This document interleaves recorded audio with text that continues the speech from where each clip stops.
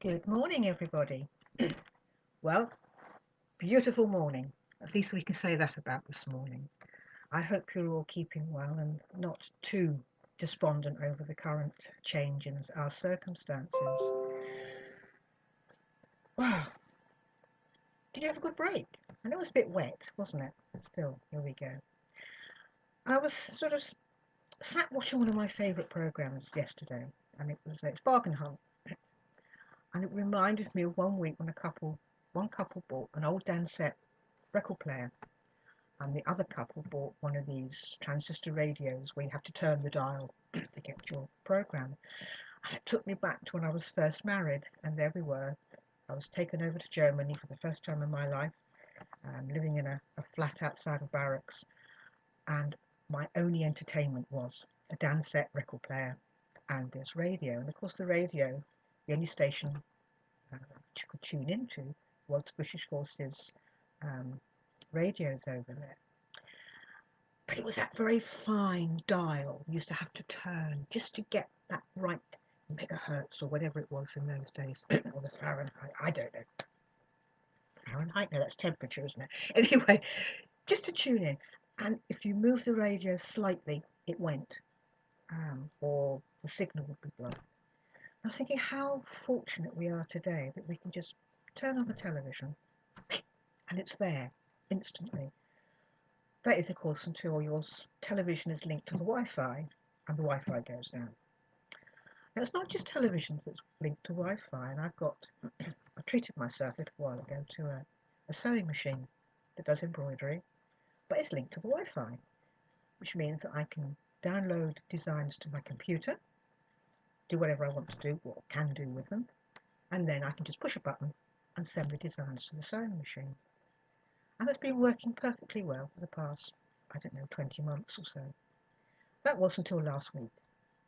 Sent a designer quote, great, got it all stitched up. Thought I'll have another go now. I've got a bit of spare time, so I'll do that. And I got that dreaded sign that came up on my computer. Communication fail. Oh. PC error. Oh. So I thought, well, I know it's not a sewing machine because it's identifying that. And I went through every little trick that I knew. I don't know that many, but I went through as much as I could to try and find out where this communication error was. No joy. So I gave up. I thought I'll have a rest. Went back to it the next day, exactly the same. And I was about to actually do the last thing I could think of, and that was switching off the whole of the Wi-Fi system, just coming out of absolutely everything. I thought, no, I'll try one more thing. And I picked my PC up and I went and sat next to the sewing machine. Worked like a dream. Absolutely perfect. Ah, and I suddenly remembered some of the things that I'd been talking about. How we have to sometimes change our position in life, change our perspective on life, change our thinking on life. And I think, here we go. Here is a computer and a sewing machine telling me what I've been telling a lot of other people. We can't stay in that one position of our life all the time. I hadn't moved that PC or the sewing machine in different positions to communicate to each other for 22 months. And here it was telling me, come on, get up, move, change. Doesn't just happen with mechanical things. It happens in our lives. And I think at the moment we're doing a lot of changing, a lot of moving around. But the one fundamental thing that is always there, and that was God. He's always in that position. He's always in that one place that we can go. And it's surprising the number of things that are around us that keep telling us that. That keep telling us, come on, connect, just move slightly, new direction. And of course, there's that word, isn't there, that so many people really don't like. And it's change. We have to change. We have to change how we do things. We have to change our approach to things and then sort of come back and look at it again. Now, I've not only moved my PC to where it can speak to my sewing machine, I've actually tidied my desk up. Can't find a thing now like I could before. But I've got better light where I'm sat now, and everything is brighter, better. So, you know, don't stay in the same place. Don't sit there and say, oh, it's not working. Oh, it won't do. I can't do it. Move it. Change it. Remember that little dial on the radios we used to have to tune into all those years ago? I mean, I've got one in my caravan now that's a modern radio with a dial that takes us back to that nostalgic time of tuning in.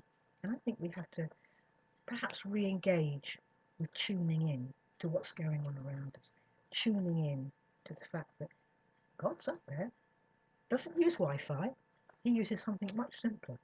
He uses prayer. And I think now our archbishops have called us, particularly in this time, to a time of prayer, that we can all sit perhaps together sit together in our own homes, with perhaps with Wi-Fi, with our Zoom, and pray for this period of time that we're in now. I think he suggested, whereas we clapped for the National Health Service on a Thursday, how about gathering in our Zoom groups, in our Zoom, virtual house groups and spend some time on a Thursday praying that this period of time will come to an end, and will come to an end soon, and with less grief that we've had in the past. That responsibility of people's actions lay in each person's hands. So tune in. God is there. He's listening. He wants us to communicate with him. Don't worry about the Wi-Fi. Just talk to him. Pray to him. Hold you in his arms.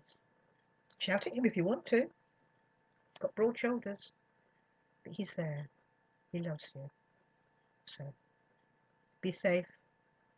And hopefully I'll see you again next week. Take care.